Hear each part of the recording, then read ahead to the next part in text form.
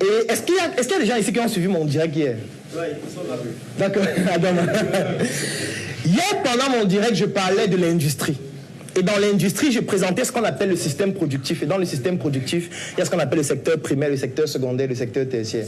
Et dans chacun de ces secteurs, c'est divisé encore en deux. Donc il y a le secteur primaire artisanal, le secteur primaire industriel, le secteur secondaire artisanal, industriel, le secteur tertiaire artisanal, industriel.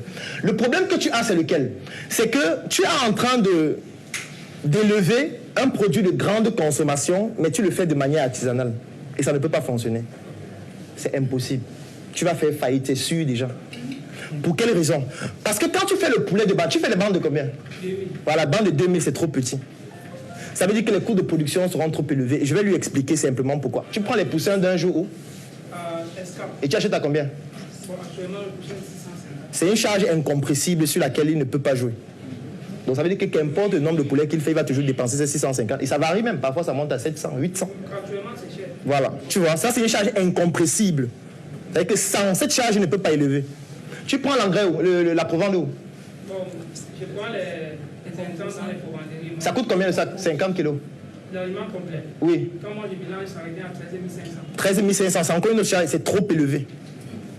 Et la dernière chose maintenant, c'est quoi? C'est que le prix sur le marché ne dépend pas de lui. Oui, parce que quand tu finis de faire ton poulet, tu peux au marché, il y a un prix, ça ne dépend pas de toi. Tu peux arriver au marché aujourd'hui, le poulet c'est 2000. Tu arrives un autre jour, c'est 2300. Tu arrives un autre jour, c'est 4000. Ça dépend de la saison. Et ça ne dépend pas des coûts que tu as eu à investir pour faire ton poulet. Donc tu peux finir de faire ton poulet, tes coûts de production c'est 2300. Tu arrives au marché, le poulet c'est 2100 francs. Tu veux comment? En fait, ça veut dire qu'il faut d'abord que tous les autres vendent leur poulet avant que toi tu puisses vendre. Sauf si tu acceptes de vendre à perte. Et ça ne peut pas fonctionner comme ça.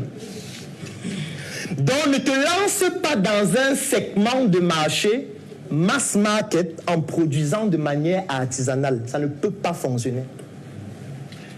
Si tu n'as pas la capacité de produire des quantités importantes pour réduire aussi les coûts de production, si tu n'as pas la capacité de produire toi-même le poussin d'un jour pour réduire cette charge incompressible qui est trop élevée, si tu n'as pas la capacité de comprendre qu'on ne fait jamais l'élevage sans faire en même temps l'agriculture, parce qu'il faut faire l'agriculture avant de faire l'élevage, tu dois pouvoir cultiver au moins les deux matières premières indispensables pour faire l'élevage, c'est-à-dire le maïs et le soja. Et tu dois intervertir les deux, parce que quand tu fais le maïs, ça appauvrit le sol en azote, et le soja vient faire l'inverse, c'est-à-dire ça réapprovisionne le sol en azote. Et tu dois pouvoir stocker des stocks de maïs et de soja sur une période qui peuvent tenir, par exemple, des bandes de poulet, peut-être sur 6 mois ou sur 1 an, avant de commencer l'élevage, parce que tu sais que tu as l'aliment qui va tenir au moins sur 6 mois, et que le coût de production sera extrêmement faible parce que tu l'as produit toi-même.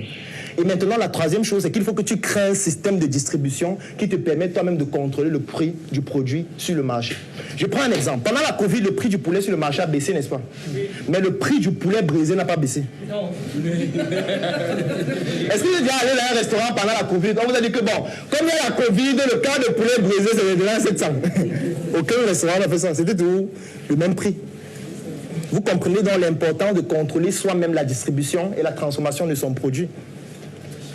Tant qu'il ne peut pas faire ça, ça ne peut pas être rentable. Ou alors il peut procéder autrement. Il peut se dire, je ne veux pas faire le poulet pour tout le monde, parce que je ne pourrais pas avoir un prix compétitif. Je vais faire le poulet pour une catégorie de clients qui veulent acheter des poulets qui ont 5 kilos, 6 kilos, 7 kilos, qui ne sont pas nombreux. C'est des gens qui peuvent acheter le poulet à 6 000, 7 000. Ils n'ont pas de problème. Parce que c'est ce type de poulet qu'eux, ils recherchent. Et directement, toi, tu ne vas plus acheter les poussins d'un jour. Tu vas aller voir un éleveur qui a déjà élevé les poulets et tu vas prendre ces poulets-là. Tu vas juste les maturer davantage pour que ces poulets aient 6 kilos, 7 kilos. Et tu ne vas pas aller vendre au marché comme tous les autres. Tu vas rechercher le segment de clients qui veut acheter des poulets qui ont 5 kilos, 6 kilos, 7 kilos. Et là, tu n'es plus en train de viser le mass market. Tu es en train de viser un segment de marché spécifique pour ce produit. C'est compris? Autre question? Comment cibler? Comment cibler? Alors ça, c'est une très belle question. On va prendre l'exemple dans cette salle. Supposons que je veux vendre des talons. Je décide de me lancer dans le marché de la chaussure et je veux vendre les talons. Ce qu'il faut savoir, c'est que le ciblage, en fait, c'est la deuxième étape d'un processus qui permet d'identifier les segments de marché. Et ce processus, on appelle ça la méthodologie SCP. Donc, c'est-à-dire, il y a la segmentation, il y a le ciblage et il y a le positionnement. Segmenter, ça signifie que je viens dans cette salle et je veux vendre les talons. Je me dis, OK, Les personnes qui peuvent facilement acheter les talons, ce sont les femmes. Donc je vais diviser la salle en deux. Je mets les hommes d'un côté, les femmes d'un autre. Ça, c'est une première segmentation qui est basée sur le sexe. Ensuite, je peux segmenter en me basant sur l'âge. En fonction des talons que je vends, je sais quelle est la catégorie et les tranches d'âge des femmes qui peuvent acheter. Donc même les femmes, je vais encore segmenter en utilisant l'âge comme élément de segmentation. Après, je peux segmenter en fonction de la profession. Je peux segmenter en fonction du niveau économique. Je peux segmenter en fonction du quartier. Pour pouvoir identifier la catégorie de femmes que je recherche et qui pourraient beaucoup plus facilement acheter mes talons. Ça, c'est ce qu'on appelle la segmentation. C'est la première étape. Dès que j'ai fini de segmenter, j'obtiens ce qu'on appelle des segments. Et dans les chaussures, il existe 6 segments différents. Parce que quand on vend des chaussures, il y a les chaussures bon marché, il y a les chaussures de luxe. Dans les chaussures bon marché, il y a les chaussures pour les hommes, les chaussures pour les femmes, les chaussures pour les enfants. Dans les chaussures de luxe, il y a les chaussures pour les hommes, les chaussures pour les femmes et les chaussures pour les enfants. Ça fait 6 segments de marché. Et moi, si je veux vendre des chaussures, je ne vais pas vendre pour les 6 segments à la fois. C'est stupide, ça ne peut pas fonctionner. Et c'est ce que je vois souvent sur Facebook. Vous allez voir quelqu'un qui crée sa page, elle dit qu'il vend les chaussures. Elle vend les chaussures pour les hommes, les chaussures pour les femmes, les chaussures pour les enfants, les chaussures chères, les chaussures moins chères. C'est stupide, ça ne peut pas fonctionner, ça va faire faillite forcément, qu'importe l'investissement. Il faut choisir un segment au début. Moi, je peux décider de choisir le segment bon marché femme. Et dans le segment bon marché femme, je décide de choisir les talons. Qu'est-ce que ça signifie? Ça signifie que quand je vais segmenter, il faut que j'identifie le segment qui correspond au bon marché femme. Et l'un des critères phares dans ce segment, ce sera le prix de la chaussure. Parce que quand tu vas rencontrer une femme, elle va poser la question, ça coûte combien? Si tu lui dis que mes talons coûtent 25 000, elle va te dire, mon frère, ma soeur, je pense que je ne vais donc jamais porter des talons dans ma vie. Parce que c'est un prix qui ne correspond pas à ce segment. Si on fait maintenant l'inverse, vous avez plutôt choisi le segment luxe femme. Donc vous avez des talons qui coûtent 50 000, 60 000. Non, ça c'est le même exemple. Vous partez rencontrer le segment bon marché femme, elles ne peuvent pas acheter. Si vous prenez par exemple les talons qui coûtent moins cher, c'est-à-dire les talons coûtent 2 000, 3 000, mais vous partez plutôt vous adresser à une femme qui est dans le segment luxe femme. Elle va poser la question, les talons c'est combien? Vous dites 5 000. Elle va demander, est-ce que vous avez une carte de visite? Vous allez dire oui. Elle va dire, donnez-moi votre carte. Vous allez donner, ok, je vais vous contacter quand j'aurai besoin. Vous allez partir, elle va déchirer votre carte. Pourquoi? Parce que vous êtes en train de lui proposer un produit qui ne correspond pas à son segment. Et l'élément qui lui permet de savoir que ça ne correspond pas à son segment, c'est le prix.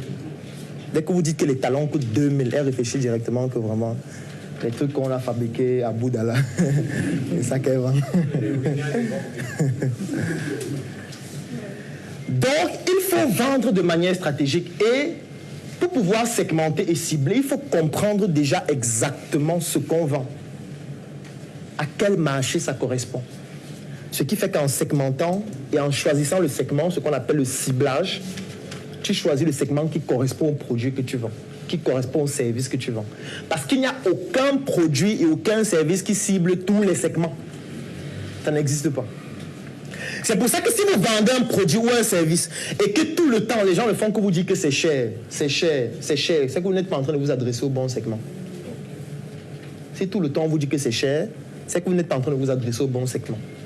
Vous êtes en train de proposer un produit qui ne correspond pas au segment auquel vous êtes en train de vous adresser. Parce que moi, si tu viens me montrer, par exemple, je prends un MacBook Pro 2016, 2020, 16 pouces, et tu me dis que voilà, je vends le MacBook là, et je vends ça à 2 500 000. Je vais te dire, oh, regarde, baisse quand même le prix.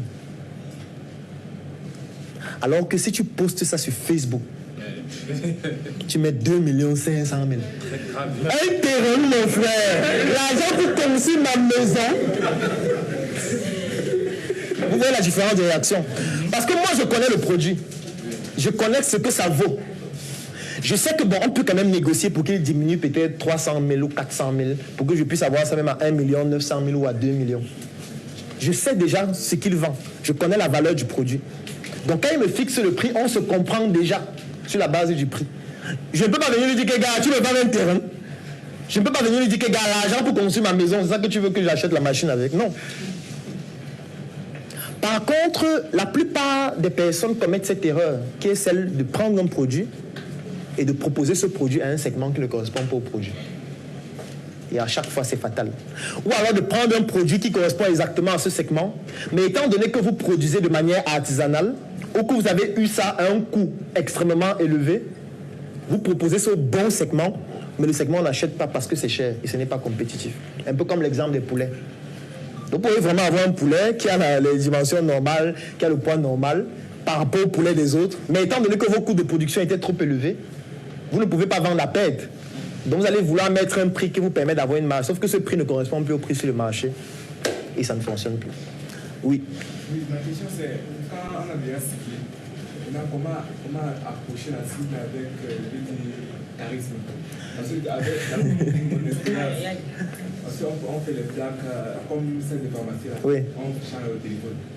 Mais quand on parle de pharmacie de façon conventionnelle, les snack bars, ce n'est pas toujours... Est-ce que tu as déjà acheté le pain avec charisme?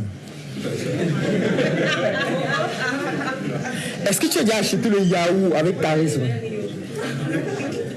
Est-ce que quand tu pars chez le coiffeur, tu dis que gars, mes cheveux sont déjà beaucoup là, coiffe-moi. Tu demandes avec charisme.